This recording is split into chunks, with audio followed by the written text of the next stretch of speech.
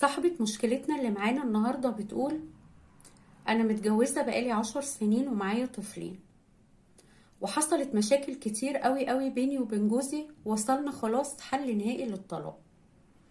وأنا معايا دهبي وهو عايز ياخده مني، وأنا خبيته، بس هو حلف إنه لو لقاه مش هشوفه تاني، وأنا خايفة يلاقيه وياخده ويطلقني بعدها، لأن هو كل همه الدهب وبس. عايزاكوا تقولولي مكان أشيل فيه الدهب، يكون مكان أمان في الشقة وما يخطرلوش هو على بال. هو كل يوم بيدور عليه، كل ما بتجيله فرصة مش بيفوتها. وحوار اني اخبيه بعيد عن شقتي مع حد من اهلي ده مستحيل، ده صعب بالنسبة لي، لان لا حد من اهلي بيجيلي ولا انا بروح لحد.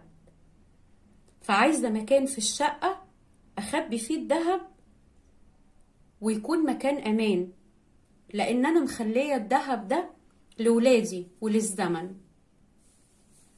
عايزة اقول لصاحبة المشكلة بتاعتنا النهاردة ان دي مش عيشة، انك تبقي فاقدة الامان والامن والسكينة، دي مش عيشة. انك خايفة على الدهب بس، دي حاجة مش حلوة.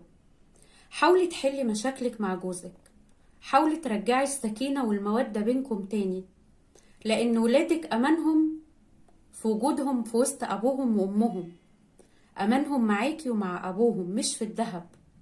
ولو انتي فقدتي الامان معاه يبقى عمر الدهب ما هينفعك بحاجة، ولا لو معاكي مال الدنيا هتحسي بالامان. راجعي حساباتك تاني وحاولي تصلحي الوضع، على الاقل عشان ولادك ملهمش ذنب ان هم جم الدنيا، ملهمش ذنب ان بينهم وبين ابوهم مشاكل. حاولي تتحملي، حاولي تشوفي ايه اللي وصلك انتي وهو لكده، حاولي تحلي المشاكل اللي بينكم.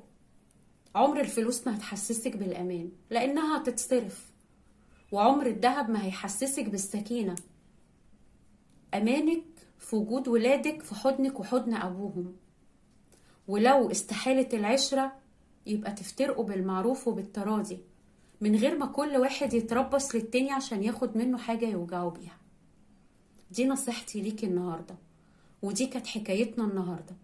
استنوني في فيديو جديد وحكاية جديدة في حكاوينا مع تومة.